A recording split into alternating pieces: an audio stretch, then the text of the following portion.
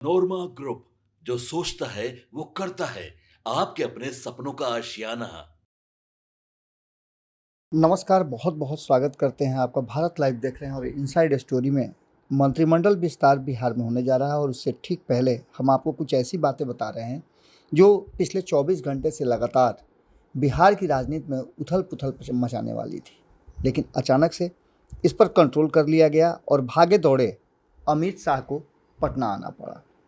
आपको मालूम होगा कि अमित शाह को भी इस कार्यक्रम में शामिल होना है और प्रधानमंत्री नरेंद्र मोदी भी इस कार्यक्रम का हिस्सा बनने वाले हैं। कई गणमान्य व्यक्तियों का आना तय माना जा रहा है और इस बीच आपको बता दें कि बिहार में सम्राट सरकार के कैबिनेट विस्तार का ये पहला जो लॉन्चिंग है वो उसके लिए हलचल पिछले कई दिनों से चल रही है। डेट भी तय था और गांधी मैदान में इसकी तैयारियां भी चल रही थी।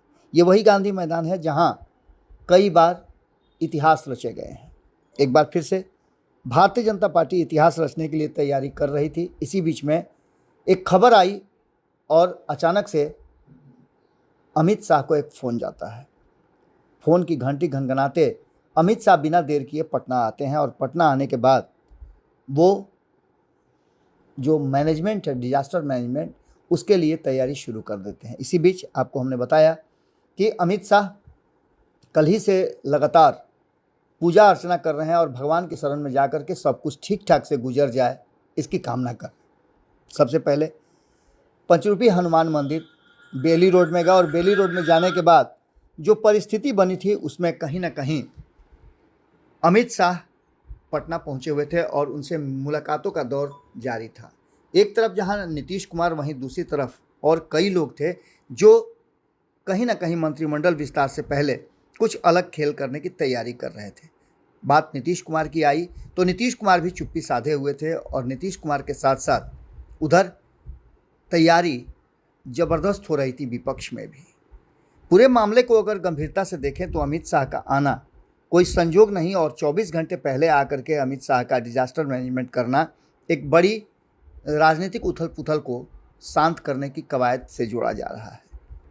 बढ़ते हुए सियासी तापमान को कहीं ना कहीं अमित शाह के आने के बाद शांत किया गया है और मौसम का भी मिजाज बदला है। आपको बता दें कि इस पूरे कवायद को लेकर के जब जेडीयू के प्रदेश अध्यक्ष उमेश कुशवाहा से बात की गई तो उन्होंने इस बढ़े हुए सियासी तापमान पर एक मुट्ठी पानी जरूर डाल दिया। उमेश कुशवाहा ने साफ कर दिया कि पार्टी की नई सरकार में 16 मंत्री पद चाहती है। इसको लेकर के लगातार मंथन चल रहा था और अधिक से अधिक लोगों को एकोमोडेट करने की कोशिश में जनता दल यूनाइटेड लगी हुई थी। लोहा गर्म था और यही हथौड़ा मारने का समय था। गांधी मैदान में मंच पर पूरी तैयारी हो रही थी और दूसरी तरफ नीतीश कुमार के डिमांड भारतीय जनता पार्टी को परेशान कर रहे थे। लेकिन अब सब कुछ ठीक हो गया है। ललन सिंह और संजय झा भी पटना पहुँचे और पटना पहुँच करके नीतीश कुमार के नए आवास 7 नंबर पर चल रही थी बैठक। 7 सर्कुलर रोड पर जो कुछ भी हो रहा था उसकी पल पल की रिपोर्ट अमित शाह तक पहुंचाई जा रही थी और ऐसे में वो रास्ता भी तय किया जा रहा था जिससे कि सब कुछ आराम से हो जाए। भारतीय जनता पार्टी के लिए मंत्रिमंडल विस्तार एक बड़ा हर्डल था और इसको पूरा करना चाहती थी भारतीय जनता पार्टी। अमित शाह के बिना ये संभव ही नहीं था और अमित शाह के साथ साथ भारतीय जनता पार्टी को हर तरह से संतुष्ट करने और भारतीय जनता पार्टी के साथ आगे चलने के लिए रास्ता तय करने वालों में 2 लोग साथ में मौजूद थे। भारतीय जनता पार्टी के नेतृत्व में पिछले महीने ही सत्ता परिवर्तन हुआ है और नीतीश कुमार ने मुख्यमंत्री पद से इस्तीफा दिया है। वो राज्यसभा गए हैं और सम्राट चौधरी बिहार के सीएम बने हैं। सीएम बनने के बाद सम्राट चौधरी ने अपना एजेंडा भी साफ कर दिया है कि वो बिहार को नीतीश कुमार के रास्ते पर आगे लेकर चलेंगे। भारतीय जनता पार्टी के बिहार में पहले मुख्यमंत्री सम्राट चौधरी हुए हैं। अभी जेडीयू से 2 डिप्टी सीएम हैं। इसके पास विभागों का जखीरा पड़ा हुआ है और ऐसे में जरूरी था मंत्रिमंडल का विस्तार जल्दी करना। पश्चिम बंगाल में प्रचंड जीत के बाद भारतीय जनता पार्टी ने पहले बिहार में सब कुछ सुधार लेने की कवायद शुरू की है। अब ऐसे में विजय कुमार चौधरी और विजेंद्र प्रसाद यादव के साथ साथ सम्राट चौधरी जो काम कर रहे थे उस काम का डिस्ट्रीब्यूशन जरूरी था। जेडीयू मंत्रिमंडल विस्तार में अपनी हिस्सेदारी बढ़ाने के लिए तैयारी कर रही थी और इसको लेकर के नीतीश कुमार ने साफ कर दिया था। आपको याद होगा कि भागे दौड़े सम्राट चौधरी भी पहुंचे थे दिल्ली। इन सब के बाद 243 सीटों के हिसाब से संवैधानिक परंपराओं के हिसाब अधिकतम 36 मंत्री हो सकते हैं। बताया जा रहा है कि जेडीयू ने इस डिमांड को जैसे ही बढ़ाया वैसे ही हलचल तेज हो गई। भारतीय जनता पार्टी के जुड़े सूत्रों का मानना है कि पूर्व के भांति ही फार्मूला लागू किया जाएगा। जेडीयू के नए डिमांड पर कुछ होने वाला नहीं है। इस बात को लेकर के 3 लोगों को जिम्मेवारी दी गई थी और ये तीनों लोग अपनी जिम्मेवारी को बाखूबी निभा चुके हैं। इसमें एक अमेंडमेंट हुआ है कि कल तक जो निशांत राजनीति में आने के लिए तैयार नहीं हो रहे थे, राजनीति में उन्हें लाया गया। उसके बाद मंत्रिमंडल में शामिल नहीं होना चाहते थे। जैसा कि आपको पता होगा कि चर्चा खूब थी कि उप मुख्यमंत्री बनाए जाएंगे, लेकिन उन्होंने इससे इनकार कर दिया। अंततः जैसा कि उमेश कुशवाहा का मानना है कि मंत्रिमंडल में जेडीयू को बड़े भाई के रोल चाहिए था और अधिक सीटें, और जो नीतीश कुमार के विभाग हैं, नीतीश कुमार के द्वारा चयनित विभागों पर ही उनके मंत्रियों को रखा जाएगा। लेकिन इन सब बातों पर रात भर चले मंथन के बाद अंतिम फैसला कर लिया गया है। ये पहली बार आपको नज़र आ रहा होगा कि मंत्रिमंडल विस्तार के समय का भी घोषणा हो गया है। 12 बजे मंत्रिमंडल विस्तार गांधी मैदान में होगा और मंत्रियों का शपथ ग्रहण शुरू होगा। लेकिन उससे ठीक पहले अभी तक असमंजस की स्थिति बनी हुई है। रात में ही ये खबर हमारे पास आ गई थी और इस खबर में नीतीश कुमार के करीबियों का बहुत बड़ा हाथ है। निशांत को अंततः मना लिया गया और निशांत को मनाने में उनके मामा की भूमिका बहुत बड़ी रही है। आपको बता दें कि उनकी यात्रा के साथ भी उनके मामा साये की तरह रहे।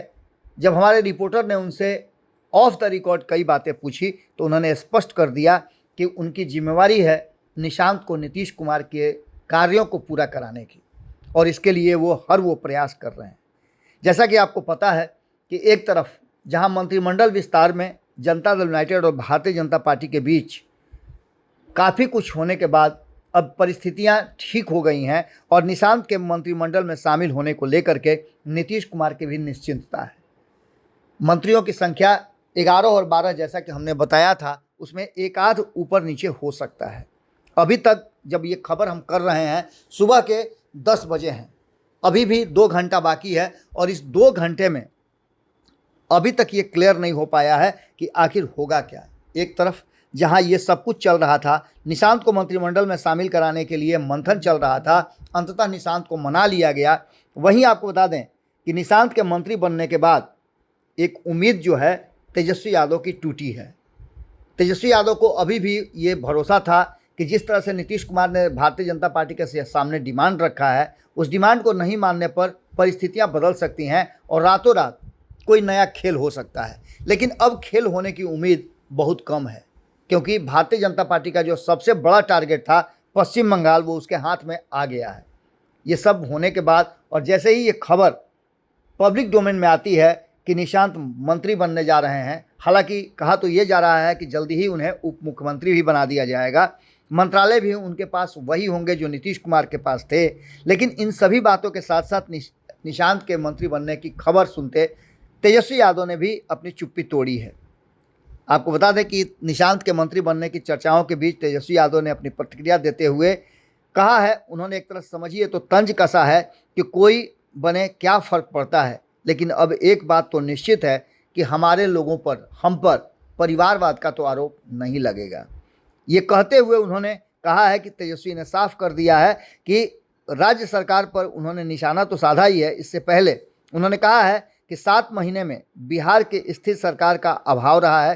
पिछले दावा में उन्होंने कहा था कि पिछले 6-7 महीनों में जो कुछ भी देखने को मिल रहा है वो साफ साफ नज़र आ रहा है कि सरकार नाम की चीज़ बिहार में नहीं है। मंत्रिमंडल का विस्तार जरूरी भी था, वो हो रहा है तो कोई अजीबोगरीब बात तो है नहीं। खजाना खाली है और ये सरकार रेवड़ियाँ बांट रही है। ऐसे में देखना होगा कि सरकार क्या काम करती है, कैसे करती है। और मंत्रिमंडल के विस्तार पर उन्होंने बधाई तो दी ही है, लेकिन उसके साथ साथ ये तंज भी कस दिया है, क्योंकि ऊपर से नीचे तक उठा के देख लीजिए तो मुख्यमंत्री के बाद अगर निशांत शामिल हो रहे हैं तो वो भी परिवार से आते हैं, एक राजनीतिक परिवार का हिस्सा हैं। सम्राट चौधरी एक परिवार का हिस्सा है और मंत्रिमंडल में शामिल होने वाले कई लोग परिवार का हिस्सा जरूर हैं। अब देखना दिलचस्प ये होगा कि नीतीश कुमार के फैसले के बाद मंत्रिमंडल के का शपथ ग्रहण जब होता है तो उसमें जनता दल यूनाइटेड कितने लोगों को एकोमोडेट होती है, करती है भारतीय जनता पार्टी और सम्राट चौधरी। देखना दिलचस्प ये होगा कि इसके बाद बिहार के विकास के लिए ये सरकार किस तरह से काम करती है। हमारी नज़र बनी हुई है मंत्रिमंडल विस्तार, हम आपको लाइव गांधी मैदान से दिखाएंगे। हमारे रिपोर्टर वहाँ मौजूद हैं, जो बातें सामने आएंगी उसे हम जैसा है वैसा ही दिखाएंगे। आप भारत लाइव पर जुड़े रहिएगा, अपनी राय जरूर दीजिएगा। बहुत बहुत धन्यवाद। आपके सपनों को हमने सजाया है, ई होम्स पैनोरामा को हमने बनाया है। ई होम्स मेरा एक सपना था जिस पे मैं पिछले 4 साल से काम कर रहा था। हमने जो बनाया है वो सबने है माना। ई होम्स पैनोरामा में हो आपका भी आशियाना। और फाइनली हमने 2021 में इस प्रोजेक्ट को लॉन्च किया। बहुत लोग अप्रिशिएट कर रहे हैं कि पूर्णिया जैसे शहर में, बिहार के, एक तो बिहार की बात करें उसमें भी पूर्णिया जैसे छोटे जगह में इस तरह का लाइफस्टाइल देना, ये सुन के हम लोगों को बहुत अच्छा लगता है। ई होम्स में हमने कुछ और भी किया है, जैसे हम जिस जगह में रह रहे हैं हमारे फैमिली सिक्योर हो, उनको सिक्योरिटी का ध्यान में रखा है। आपकी सुविधा और सुरक्षा आपके लिए खास है, ये आपका विश्वास है। इसमें आर्टिफिशियल इंटेलिजेंस का 7 लेयर सिक्योरिटी का हमने इस्तेमाल किया है। लस ग्रीन कैंपस को बनाया है। यदि हमारा बाउंड्री वाल है तो वो वर्टिकल गार्डन है।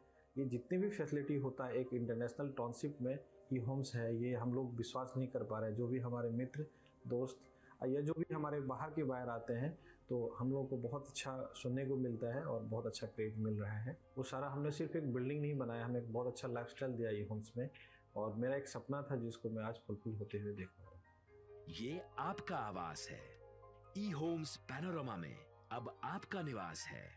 E Homes Panorama, luxurious lifestyle redefined. Panorama group, जो सोचता है वो करता है। अगर ये वीडियो पसंद आई और वह बिहार के राजनीति और बिहारियत से सरोकार रखेनी तो सब्सक्राइब बटन दबा के चैनल के सब्सक्राइब कर ली। ओजे एगो घंटी बा, ओकरा बटन दबा देला से कुल सटीक और मारक खबर रुआ मुफ्त में मिल जाई। अगर रुआ पत्रकारिता के हमनी के नया प्रयोग में सहयोग कर चाहतानी तो ज्वाइन बटन दबा दी। पेटीएम नंबर नोट कर ली 9386816700।